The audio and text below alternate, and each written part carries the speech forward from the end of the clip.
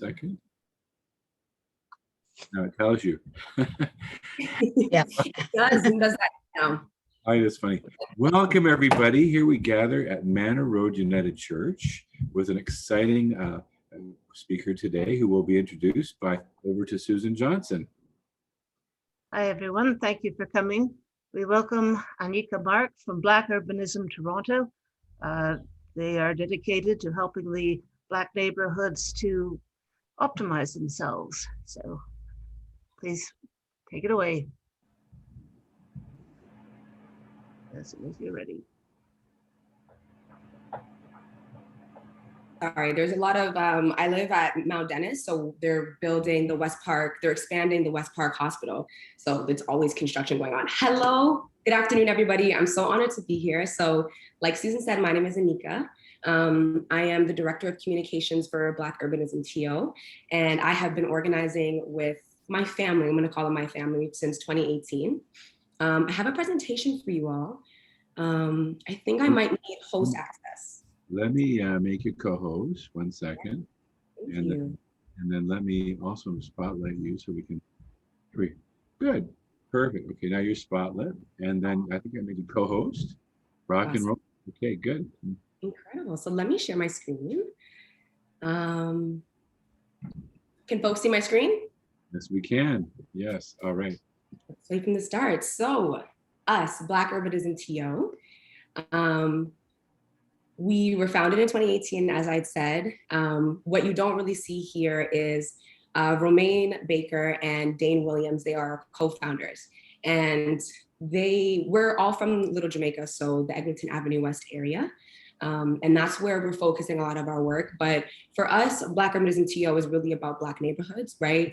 Making sure that Black communities can be a part of the processes of development, of, just general revitalization, because, Toronto is going through a lot of different constructions, and we know that a lot of Black communities are not in the forefront of those conversations, but that they're very prominent in very specific communities like Jane Finch, like Rexdale, like Regent Park.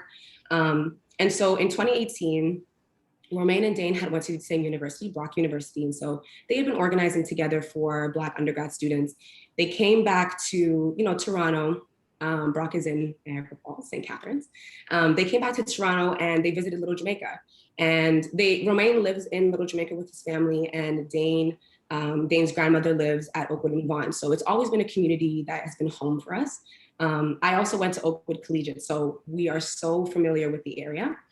So Romaine and Dane, they went to Little Jamaica, and at this time, the construction was very much underway. So a lot of the Black businesses had either shut down or relocated.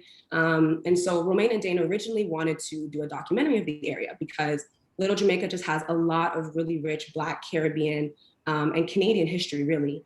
And so they wanted to make a documentary of the area. But as they went around and they started talking to Black business owners, they realized that the culture was still there, that Black business owners wanted to stay in that area, that it meant something to them, and that the legacy of Little Jamaica was important for their business. And so instead of just making a documentary on, what it used to be, Romaine and Dane were like, let's do something about it now. So that's kind of how Black urbanism came to be. And so, like our mission statement says, we aim to increase the participation of Black people in community development to advance the collective cultural, economic, and social interests in the neighborhood. So really, we want to make sure, like I was saying earlier, that Black communities are a part of these processes. So our timeline, I kind of went through this a little bit, but in 2019, we officially kicked off our consultations. So in the area of Eglinton, there was a very clear plan. It's called the Eglinton Connects Plan. And one of the major things that we noticed was that no Black business owners or residents were consulted in order for that plan to be made, but that Eglinton Connects had a completely new plan for the area. And so what we decided was, or I guess just as an organization, we decided we need to step in and hold consultations and figure out what our community is saying. Do they know about Eglinton Connects? What is their input? What is their insight as to how they want their neighborhood to develop, right? Because Little Jamaica has been in existence since the 60s. It originated from mass Caribbean migration, where a lot of Jamaican people, Trinidadian people, just a lot of Caribbean immigrants coming to Canada our immigration system very much favored Caribbean immigrants at the time because they were going to come and do domestic work, and they were also going to work in the railroads. And so with that spirit, we get a lot of that influence in specifically Little Jamaica. We call it Little Jamaica because there was a really big influence of Jamaican immigrants there. And also a really, really big cultural piece was reggae. So reggae was first brought to Canada in Little Jamaica, which is such a beautiful, interesting history because reggae as a genre is very new. It kind of originated in the 1960s out of political resistance to Jamaican government. And so that translation from Jamaica to Toronto was really influential, very impactful. And so people like Bob Marley would come to Little Jamaica and, record music. And we have some of the first reggae artists from Canada, like literally had studio space in Little Jamaica. And when you go to Little Jamaica, there's also we have Treasure Isle Records. So I think that's one of the last vinyl stores standing, but with the uptake in reggae, there was also that uptake in vinyl, that there was a lot of different vinyl stores in the area. And so when you go to Little Jamaica, what you'll really feel a Caribbean vibe. There's a lot of hair stores, there's a lot of food stores, and there's also a lot of clothing, which are all three really prominent parts of Caribbean culture. And I think that it really speaks to the influence that Black communities had in that area. We're also thinking about Canada in the 1960s, 70s, 80s as well, very segregated. And so Little Jamaica also becomes a space where Black people and Black communities can go and purchase their goods, right? If you can go and get your shea butter, you can go and get your jerk chicken that you feel like is from your home in Little Jamaica. So I say all of that to say, we decided that it was really important that the business owners that had been there for years be consulted about the area that they're in. And so in 2019, we went forward with two major consultations. So we did the first one at Eglinton and Oakwood. So we talked to those residents in that area. There's a really dense population of Black businesses between Allen Road and Eglinton to about Dufferin and Eglinton, really dense concentration. But what a lot of folks don't know is that Little Jamaica actually extends to Keelan Eglinton as well.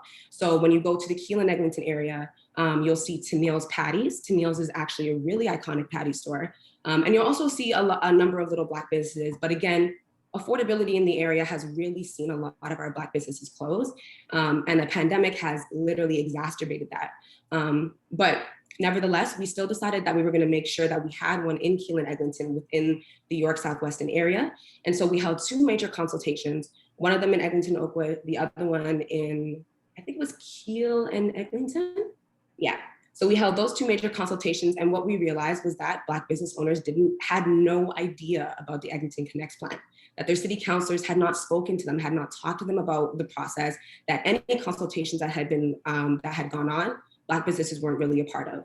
And Black residents, therefore, as well, because we had a lot of residents come out and kind of vocalize their concerns about affordability. A lot of business owners also used to live in the area, but because of, just again, like the affordability, prices going up, the Eglinton LRT has been huge as well. A lot of business owners have moved out of the area. So what we decided from there was that we were going to partner. We partnered with a number of organizations for our consultation.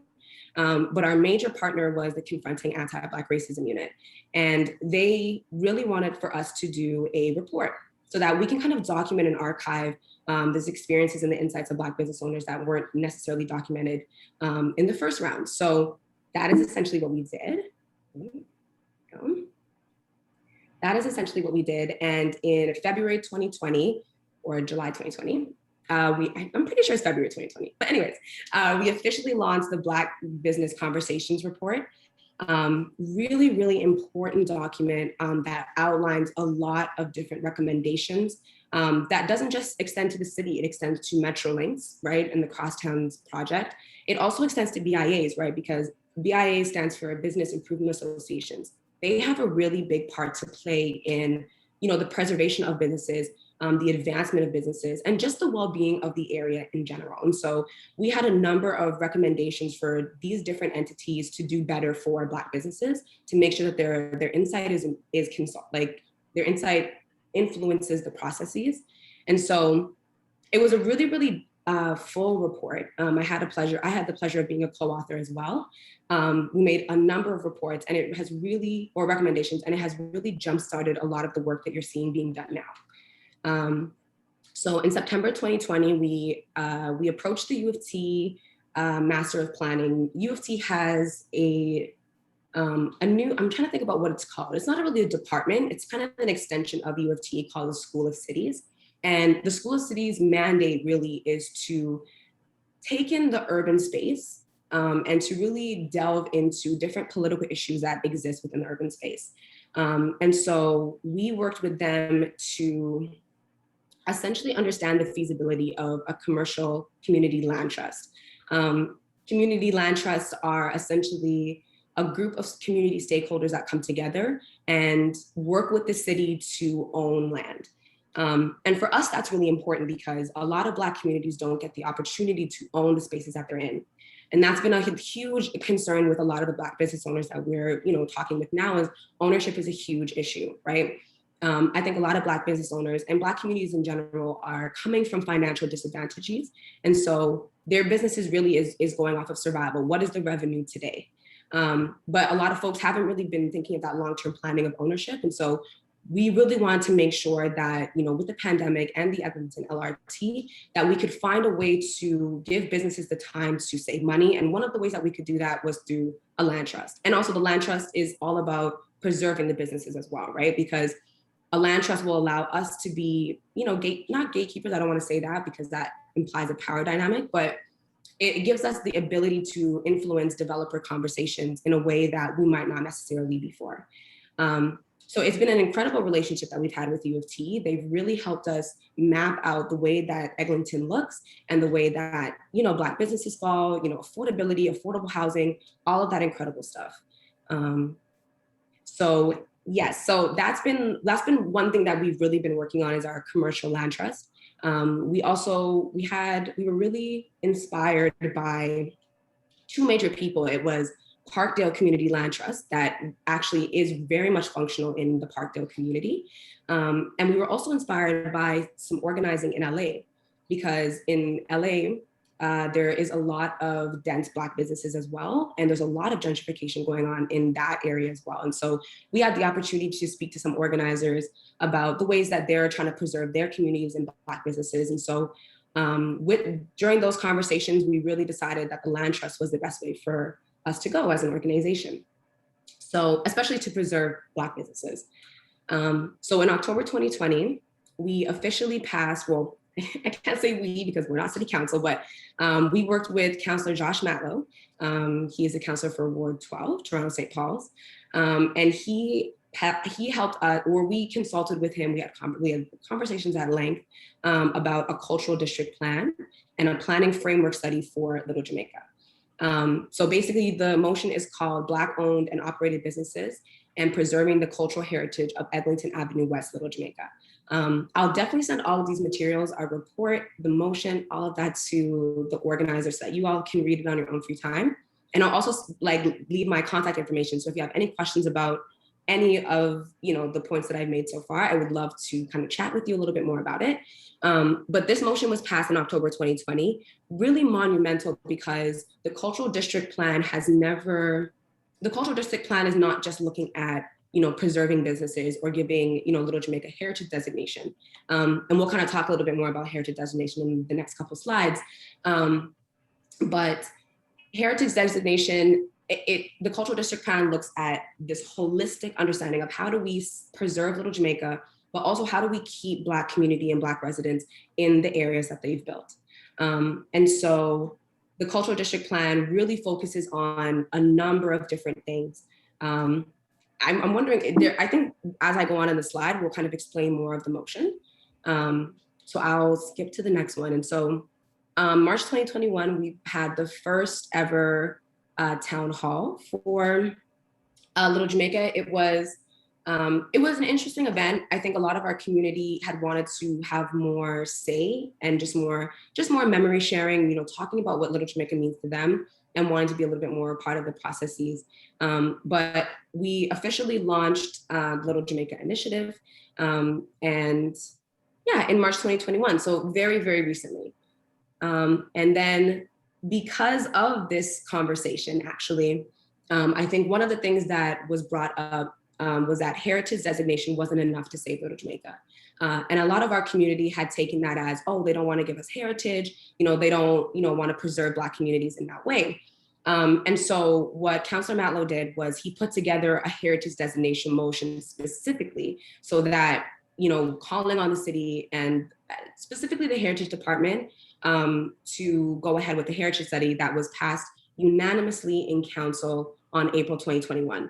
So Little Jamaica will actually be one of the first ethnic communities to be surveyed for heritage designation, which is a really interesting concept because when you think about all of the different littles or the different diasporic communities in the city, the fact that Little Jamaica is going to be the first one to be legislated as an ethnic community is really monumental. And I think with the cultural district plan as well, it really gives Toronto a framework as to how to preserve businesses moving forward. We see this with Chinatown as well, that Chinatown is being gentrified out, and organizers are really fighting for that ethnic feel. And Chinatown is a really important part of Toronto's history. It's a really important part of Asian immigrants' history as well. And so we're really excited that, not only for Little Jamaica, but to really jumpstart conversations as to how Toronto can really honor the ethnic diasporas that have contributed so much to our local domestic, just visiting Chinatown and whatnot, but also our international market, right? We're known to be a multicultural country. And so I think it's really incredible that we're going to start to get this legislated because that is what's going to make these communities sustainable. I mean, there's a number of factors to make communities sustainable, but I think legislation really does help. It does really help in the process. So these are us. This is our goals fundamentally. This is us really in a nutshell as Black Urbanism TO. We really want to be involved in reshaping our neighborhoods. I think it's really important for me personally, like I was saying earlier, I live at Mount Dennis, and there's a lot of gentrification going on in this area as well.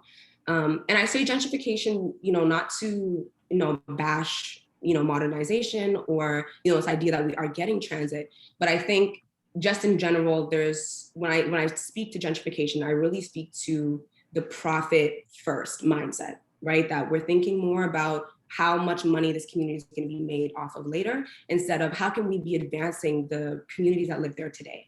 And I've personally been involved in a lot of consultations. So I am seeing a lot more residents and ethnic people being involved in these processes. But, we still have a ways to go as a city. As Black Urbanism TO, one of our major things is to support Black business, to preserve them and restore them for our communities. I'll speak a little bit more as to the types of activities that go towards supporting Black businesses.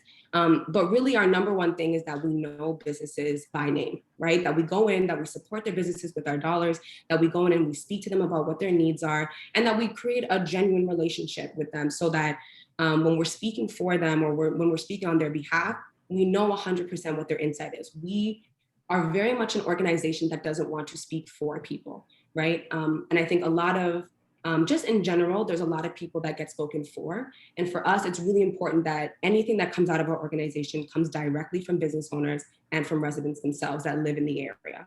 And it also really helps us personally that we all live in the area. So we also have that firsthand understanding of what we want to see and the vision we want for our community. So like I was just kind of saying, community and authentic community consultation is huge for us. That involves understanding community needs and amplifying their voices. And placekeeping, social, economic, and cultural preservations of our community. I think this is a really important part because, in our history, in Canadian history especially, we can see the actual attack on Black communities. We can look at that in Halifax's Africville. We can look at that in Little Burgundy in Montreal. There's also Hogan's Alley in Vancouver. These are all places that have been kind of run through with different transit or, for this need of control over Black communities. And so I think for us, it's really important that we are at the forefront of these conversations so that our communities don't get bowled over and that our history isn't rewritten in the city. So this is us, just us on Instagram and, just us in the community. This gentleman down here, that's me, and that's Romain. He is the co-founder. And that gentleman right there is Jay Douglas. He is also in the mural. He's the one in the green suit right behind us. He is an incredible reggae artist. And he was one of those reggae artists that was also born from Little Jamaica and is a big, big, big, big supporter of the area and all of the initiatives that we're doing. So he's been really fundamental. The second picture you see there is our consultation that happened at Eglinton and Oakwood, where we were talking about affordability, about the Eglinton Connects plan. And then over there is Johanna and Dane. Dane is the other co-founder. And this is just us in the community, being at events, making sure that we're very well known, but also making sure that we're developing really authentic relationships so that we can always come back and have that sense of community where people can share their concerns and we can be able to amplify those in the ways that they deserve. So our primary area of work, convening community members, partners, and stakeholders to develop a holistic plan which outlines the path to achieving social, economic, and cultural preservation, developing programs and frameworks to implement the community-informed vision, and advocating for the needs of the community by providing recommendations and fact-based solutions to relevant decision makers while ensuring that impactful dialogue ensues between Black communities and those desiring to shape the neighborhoods they call home. So kind of all the things that I was speaking about before, but for us, it's really important that we are facilitating these conversations with our city council to come and speak to business owners, right? I think that that's been a really big point for us is that, a lot more councilors are wanting to be more involved in Little Jamaica in an authentic way. And so we're really happy about that. And I think also with the Confronting Anti-Black Racism Unit, we can really start to develop, just really stronger relationships with our city, our city council, but the city has multiple different departments. We have come to know this. We have maybe like 8 different department heads that we're working with in the city to kind of flesh out this cultural district plan. And so our involvement with partners and stakeholders is really important for our community.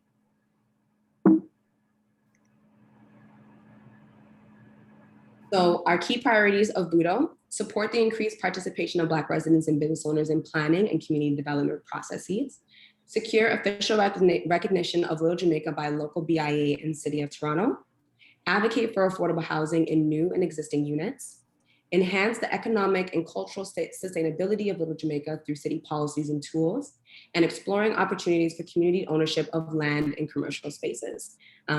So yeah, kind of all of the things I kind of talked about, but the official recognition of Little Jamaica is really important. If you go to Little Jamaica right now, or if you go to Eglinton, what you'll see in some of the some of the street signs, it says International Market, right? And that was an initiative that was spearheaded by the local BIA a couple of years ago. And for us, we really want to see International Market turn to something that recognizes Little Jamaica. That's really important for us because International Market assumes or kind of rewrites this history that Eglinton West was a predominantly Black neighborhood. And it really erases the history of Little Jamaica. So working with our BIA is extremely important. And there's 3 different BIAs that represent Little Jamaica.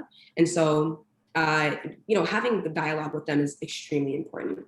Advocating for affordable housing, as you guys as everybody knows, there's a lot of new condo developments, a lot of new residential construction going on in the city of Toronto, and Eglinton is one of those sites. And so we really want to make sure that, while we're advocating for Black businesses, in order for businesses to thrive, there needs to be the people to support them.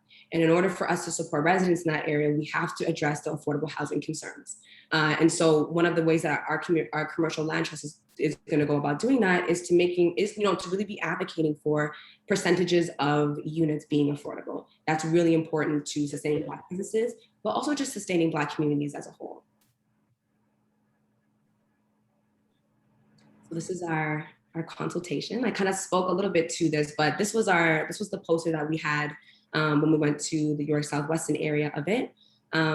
As a part of the City of Toronto's Housing TO 2020-2030 Action Plan, Black Urbanism TO engaged residents who identify as Black living in Ward 5, York Southwestern, Ward 8, Eglinton Lawrence, and Ward 12, Toronto St. Paul's. So those are all of the wards that Little Jamaica kind of falls into. The objective of the consultation was to capture the stories and experiences of Black residents living in these two neighborhood areas to ensure that their housing experiences and proposed solutions are reflected in the City of Toronto's Housing TO 2020-2030 Action Plan. This was the second consultation. So like I explained, we did one in Keele and Eglinton, and this was the one that we did at Eglinton and Oakwood. So the report details the compounding issue. So this is a little bit more about the report that we wrote.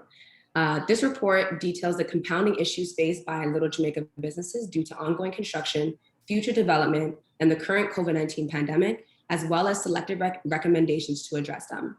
This report and the recommendations within has been developed through numerous conversations with Black business owners, discussions, and events organized with allied groups, as well as those research of secondary sources. So that's us kind of going and doing the policy recommendations and going through academic literature. All of that stuff has been really important for us filling out the report.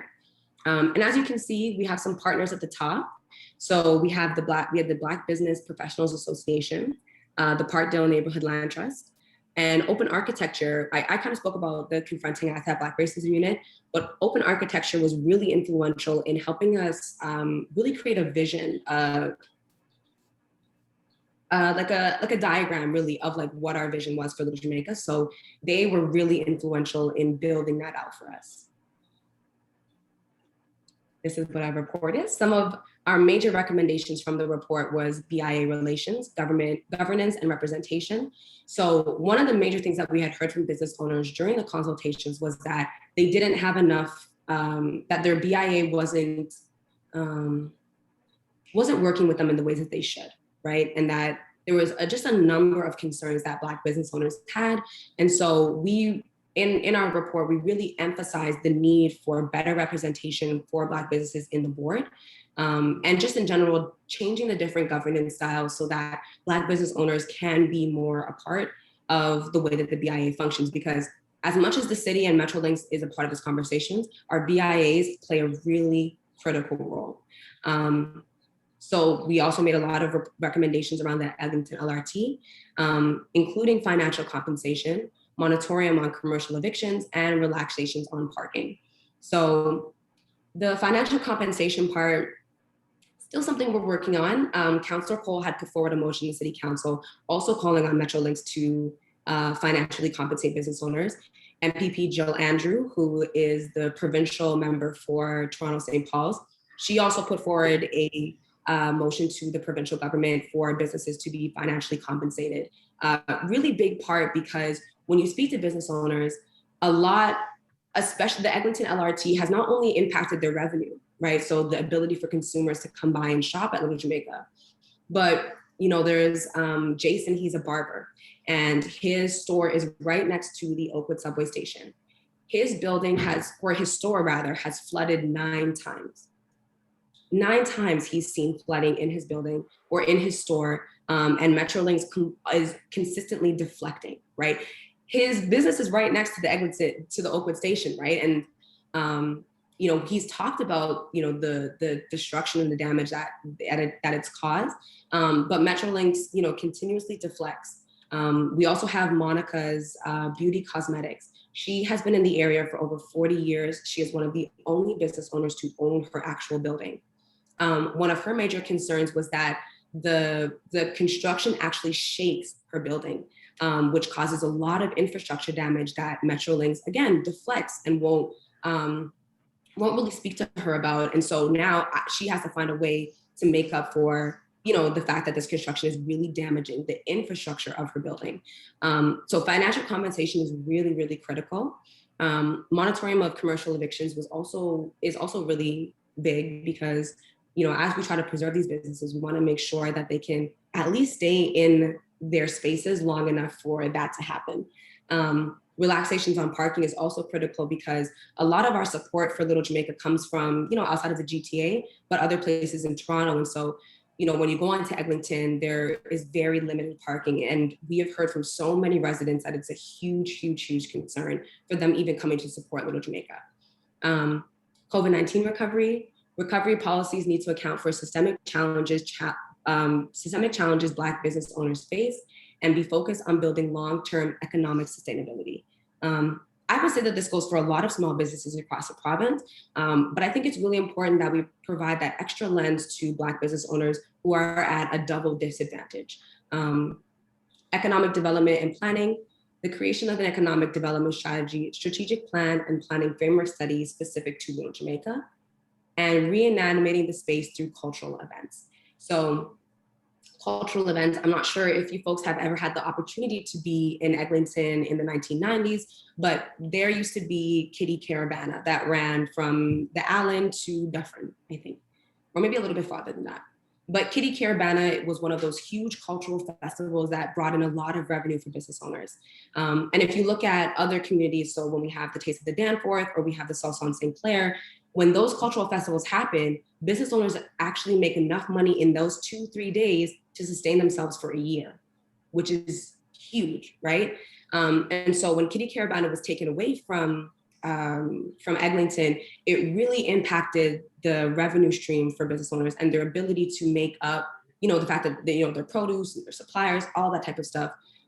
Kitty Caravana was huge. So bringing cultural festivals and cultural events back into that space is going to be really, really important and helpful for business owners.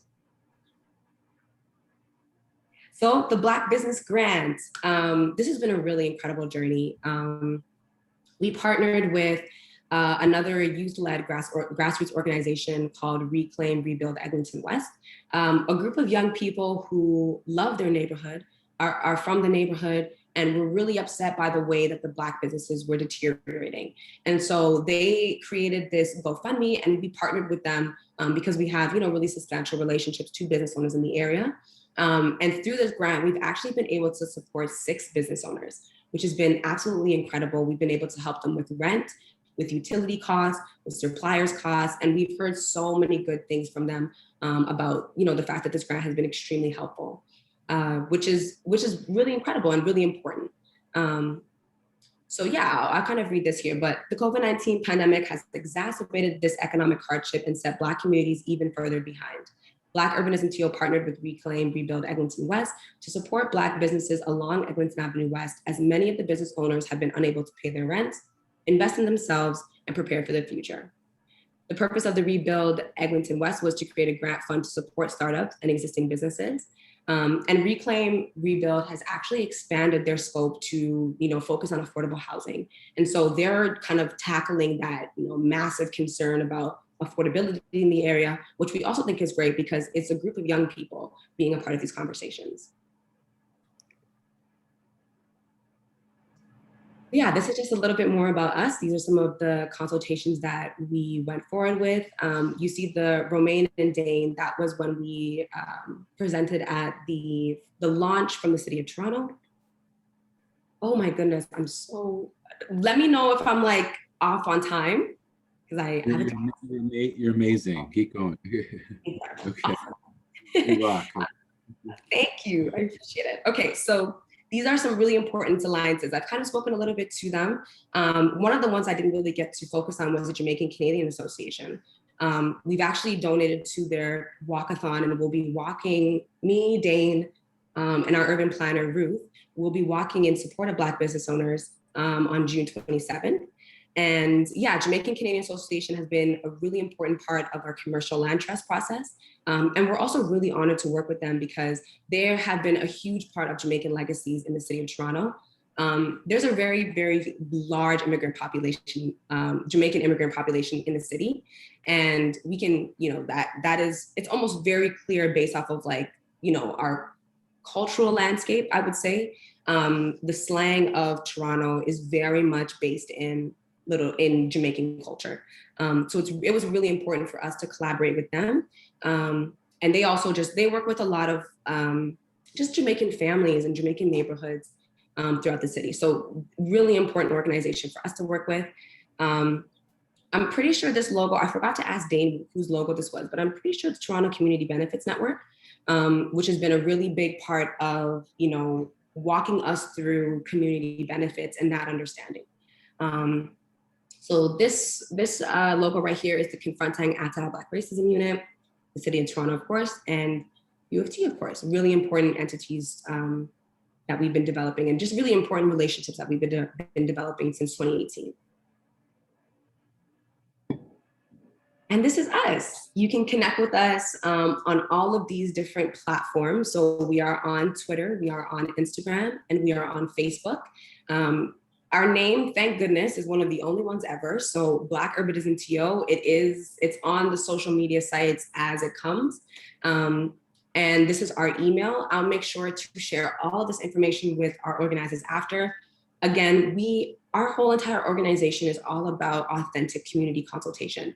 So we really want to hear from every single person, no matter what their ethnic background is, no matter how they identify. We really want to hear from you because like I was saying earlier, we find it important not only just to preserve Little Jamaica, but to promote this understanding that ethnic communities have provided so much to our city, to the makeup of our cities, to our cultural landscape. And so it's really important for us that we can solidify one of the first Black communities in the country, but also just making sure that ethnic communities are able to be a part of the areas that they've built.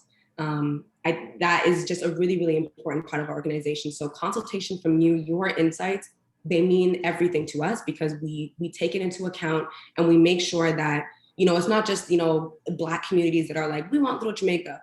We want folks to really understand the value that Little Jamaica can provide for the whole entire city of Toronto, because we see so much value in the Chinatowns, in, Greektown, in Little Italy. All of these places are extremely important for residents and for just community care. So yeah, like I was saying, your insight is valuable. Feel free to reach out to me at any time. I think that's it for us. This was us on the Brandon Gonez show. I'm not sure if you folks have heard of Brandon Gonez, but he used to be a CP24 reporter and has since left them to start his own news YouTube channel. And so we had the opportunity to discuss with him, what Little Jamaica means to us and why it's important that it's preserved. Brandon Gonez is also of Jamaican descent, so it was really important for him to highlight that narrative of the community and make sure that there's ways that we can preserve it in the mainstream. So that was really exciting. Brandon Gonez is an incredible person.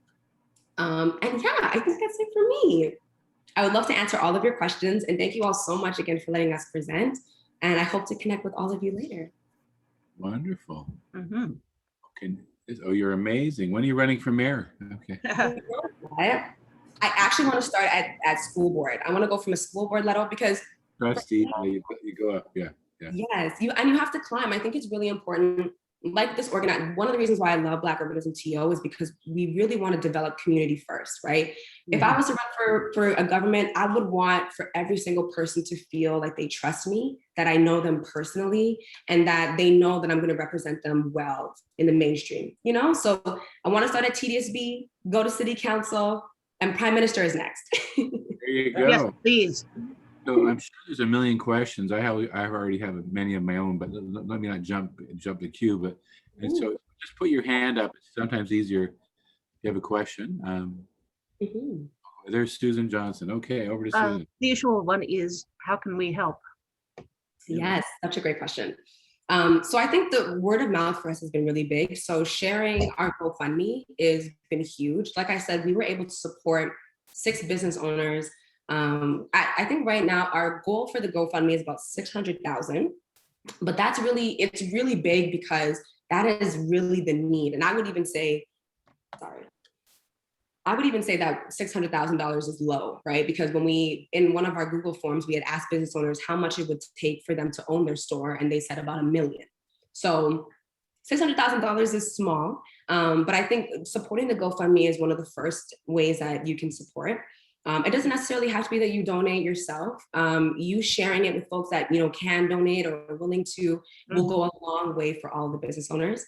The second thing that I'll say is go out and support business owners. Eglinton Avenue West has an incredible food, and I'm not even just saying that because I organize for Little Jamaica. The food is absolutely incredible. We also got a new Black business owner who is selling ice cream, and yeah, it's really incredible stuff, cakes, everything. So I would say go out and support, tell your friends to support Little Jamaica, and make it a point to go out and to buy from them, because that's one of the ways that we're going to keep, the legacy alive. And I think just ultimately having really important, like positive conversations about Little Jamaica with people. I think, not to get into like the historical, the history of things, but Canada has had a reputation for being defensive about Jamaican immigrants. There's a really big history of that. There was patty wars with Jamaica, in back in the day. And so, changing the narrative about Jamaicans and Jamaica in Toronto is going to be really critical. But I think ultimately just speaking to people that about Little Jamaica, letting them know that it exists, that, we're working to save it, also really goes a long way. And I think there's also going to be a lot more opportunities for folks to get super, super involved later as we develop the commercial land trust a little bit more. We're hoping to launch that in July. Oh yes, we're hoping to launch it over there. So we'll definitely be reaching out more to community and like making sure that you guys can be involved in that. And we also just launched, well, not us per se, but there is an independent urban planning firm called CP Planning. And then I'm not sure if you guys have heard of the Oakwood Vaughan Neighborhood Action Partnership.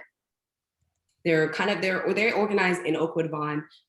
They have come together to do an affordable housing working group, so that they can actually start to target, the different developments that are going on in the area and start to really influence those conversations for them to be affordable. So I said a lot of things, but 4 major ways is the GoFundMe, to go out and support business owners, to talk positively and, always about Little Jamaica, and the affordable housing working group. Okay. Connect you with Richard. He's actually from Jamaica as well. Awesome. And so is Kimar. But because when we do the caravan at the Manor, I think that's going to be very powerful. Yes, and so I'd love to come. a couple of things to keep in mind is, one, the model you're creating could be a model that's expanded to other ethnic communities. I think of little Ethiopia that's having a nightmare trying to get recognition east of the Danforth, which is again another Black community, and it shouldn't happen that way. I mean, but I think historically, you probably know about Little India. Gerard. It was crazy. There was actually a Ku Klux Klan chapter on Gerard, and they fought back and said, and they rallied together. And I thought, wow, good on them. Yeah. Yes, exactly. And that's one of the beauties, especially with the cultural district plan, is that it's going to be, the cultural district plan was kind of pulled from America. I think it was New York specifically. And we've had a lot of conversations with different diasporic communities in New York as well. So there's a little Caribbean, New York City. But yes, it's really important for us that it's not just a conversation about Black communities in Little Jamaica, but just in general ethnic communities, because again, like multiculturalism is the Canadian brand. And I think Canada needs to start walking that walk and really making sure that our ethnic communities can thrive in the spaces that they've built. And that also, so people feel that they belong in this country, right? I think for me, it's been really important that Little Jamaica has been there. Like I went to Oakwood. My dad went to Oakwood. My dad used to live in Oakwood and Vaughan. So it's been a place of home. Like when I was like 15, 16, going to Little Jamaica, it was like, oh, I'm gonna go get your chicken. But for me, it was genuinely more than that. Like I felt like I belonged in the larger, Toronto context. When you go downtown, it's a little bit more rigid. And there's a really, really big culture difference. But for me, it's really important that, that there are Black people and there are Black communities. And I just see Black people thriving. I think that stuff like that is really important for future generations to see. You raise a very good point, because historically there was a Black community west of Spadina, and it started in the 1800s. But what unfortunately happened when they built New City Hall, they pushed the Chinese out of there, and the Chinese then, hello, goodbye. And then the Chinese bought the homes, and of course they went to the Four Winds, and so we lost a sort of a foci of a Black community, so it sounds like you could also help the St. Lucians and the Bayesians and everybody else along the way too. Yeah. Yes, that is also a really big conversation. And I'll also say really quickly that Bathurst and Bloor used to be a hub for Black community members as well. You wouldn't necessarily know that if you go to Bathurst and Bloor, though. I think one of the only, cultural staples of that area is a different book list, which is Ida Sadu, and she has been a champion for keeping Black histories alive in that area. But I remember when I had a conversation with my grandma, she said that she loved to go when she came from Grenada in the 80s. And one of her, all of her friends were like, we're going to go to Bathurst and Bloor, and so yes, the displacement of ethnic communities and Black communities specifically, right? Because historically, and I'll say contemporary as well, Black communities are seen as expendable, right? They're seen as, easily able to be displaced. And so, yeah, I think it's really important that, us as an organization, as young people too, right? Because we might not actually have been walking in all of these historical legacies, but we want to make sure that moving forward, future generations can be a part of communities. And you said something else. What was the second part that you said? Let me think. Little Ethiopia, running for prime minister. No, okay, running for mayor. Let me think. I'm gonna have a whole independent party. Helping like other Caribbean communities, I think, like the St. Lucians, the Barbadians, the Bajans. Yeah. Yes. So that has been an interesting conversation for us, right? Because we don't want to make it seem like, Eglinton Avenue West is only for Jamaicans, right? There's a bunch of different beautiful Caribbean countries that also make up Little Jamaica. I think one of the reasons why we wanted to substantiate it as Little Jamaica is because of the reggae history, right? There's just and also just the influence that Jamaicans have had on the area. I think it's important to honor that. But we have definitely been having a lot of conversations about, the different Caribbean countries. And one of the ways that we want to kind of mitigate that is to make sure that every single country is represented in public art, in street signs, in murals, so that when you come there, it doesn't just feel like it's Little Jamaica, right? But it feels like that you're at home in the Caribbean, because when you walk along the road, you'll see grills on the sidewalk, right? And that's Caribbean culture. When you go to any Caribbean island, you just walk into the local areas, you have your people outside, you have the music blasting, you have the grills open and the chicken on the grill, and you have people lining up outside. That is very much Caribbean culture as a whole. That doesn't just speak to Jamaica specifically. So the reason why we really push for the name Little Jamaica is because we really want to honor, how much Jamaicans have provided to the cultural landscape of Toronto, and also honor that reggae was first brought to Canada in this area. And reggae is a Jamaican genre of music, really. It's kind of expanded, been exported to other places, but reggae really started with Rastas in Jamaica, kind of being, rebellious against, the Jamaican hegemony in the 60s, because that's when Jamaica got independence. But yes, we're really hoping to make sure that all Caribbean islands are reflected, because that is really important to us as well. I'm from Grenada, or my parents are from Grenada and my mom's from Trinidad. My dad's Grenadian, my mom is Trinidadian. So it's really important that those other countries are reflected as well. So where does Jane and Finch fit into all of this? Great question. Oh my goodness. There we go. Good stuff. Really interesting question. So I don't think that Jane and Finch wouldn't be categorized as Little Jamaica, but Mr. Winston, who is Mr. Jane and Finch, he was actually the one that spearheaded Kitty Caravana in Eglinton, right? So the histories of Eglinton West and Jane and Finch, they are so intertwined, right? Because these are like really super prominent Black neighborhoods. I think right now the conversation of Jane and Finch is really coming down to just the same things like affordability, making sure that there's a community center. I don't think that there is necessarily the conversation about rebranding it to be a Black neighborhood per se, because I think it's a little bit more of a diverse mix there now when you go. And also there's a really big Indo-Caribbean population in Jane and Finch as well.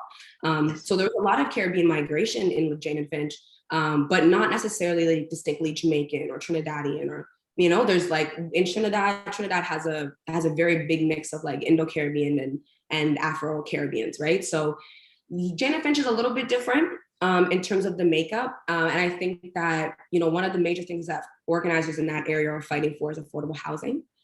They also are having the LRT go through that community as well. So they're also kind of pushing back against gentrification. One of the really great things that we saw recently was that the province gave them the land for the community center, the arts and cultural center. So I think that'll be a really great way for us to start not rewriting, but what's the word? Projecting the histories of what Jane and Finch is so that we can kind of have an understanding of what communities and what ethnic legacies are there as well. Mhm. Okay, I know across the street, we have a lot of, from my building, we have a lot of the similar murals that you were displaying from Eglinton. Yes. And I believe there's a little, no, not so small, but a smaller little community center for the kids Mm. street, which is, I think, Oakwood, not Oakwood, but I think it's called Oakwood Community Center, Okay. perhaps. Oakwood Yeah, community. so- Okay. but it's all Toronto community housing across the street from my building. And, you know, I mean, adding all the murals has just, it's been wonderful, you know, I mean, it's inspiring. Mhm. And I think murals are so beautiful because it's always been a history of Black communities, specifically to archive ourselves in, which is one of the reasons why I'll say that we kind of get left out of these like more bureaucratic, rigid processes, is that really all of our traditions are oral, right? They're oral, they're artistic, they're creative, they're innovative, you know, and that isn't necessarily documented in the same way in like the city, or, you know, because the city has like a way to go about things so that it's kind of uniform for everybody. And so I think Black communities have kind of been like contrasted out of that based off of like how we live and what our traditions are. So murals have been a great way to kind of center that conversation and bring everyone into this conversation of culture. And there's a lot of really incredible murals about a lot of incredible people in the city in general. So yeah, we love murals. I really hope that we can do more murals after development, because I'm really nervous about, you know, what's going to happen to Reggae Lane once they decide that they have to demolish the car wash there. Or we just got a mural for Jimmy Wisdom. He was one of the first barbers to be in Eglinton, and that he recently he has a mural at Eglinton. It's like near Eglinton and Dufferin, and they actually also named that street Jimmy Wisdom Way. But I'm always nervous about, you know, what's going to happen to these cultural tapestries once the development comes, once the Eglinton LRT comes, once developers, you know, start to like pick up and buy little pieces of land. So I love murals, but I really want to make sure that they're meaningful and that they can stay and that they make our community sustainable. But I love to hear that. Where do you live, Ken? Where do you live? Or what intersection are you closest to? Jane and Finch. Well, Jane and Finch, I guess. I'm Okay. sort of in between Keel and Jane and Finch and Shepherd. Yes. Okay. Very cool. Very, very cool. Any more questions from people? Well, I would say it's beyond remarkable. We got to have you back again. I'll connect you with Richard because we're organizing Caravan at the Manor, but also we should connect again because I'm also a Rotarian, so we can fund some of the things you're talking about. Let's have another side conversation. Yes. We do a lot. Yes, Yeah. definitely. And also what I really want to just say, Caravan is really important because it's not just about a cultural festival, but Carnival was born out of the emancipation of slavery, right? So it originated in Trinidad. And really it was about celebrating freedom. And so that's why Caravan is, you know, personal for me is, you know, when I go to Caravan, I genuinely feel free.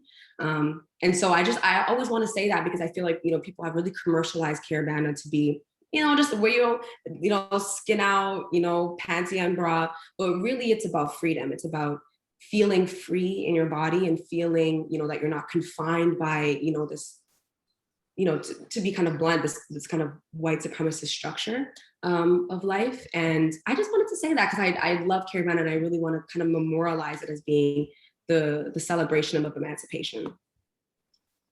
Wonderful. Yeah. So Susan, you want to give thanks?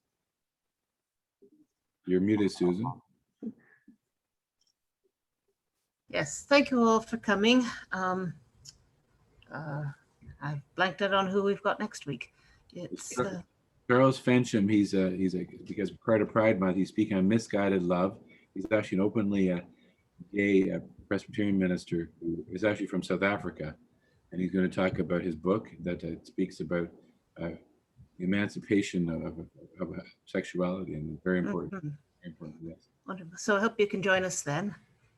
So Anyika, again, Mayor, Prime Minister, well, start with Mayor, okay. Start with Mayor. Keep it small, you know, and then we'll jumpstart to the country. There's lots of work to be done everywhere, so. Just start. Look at my vote. You'll get my funding. Thank you.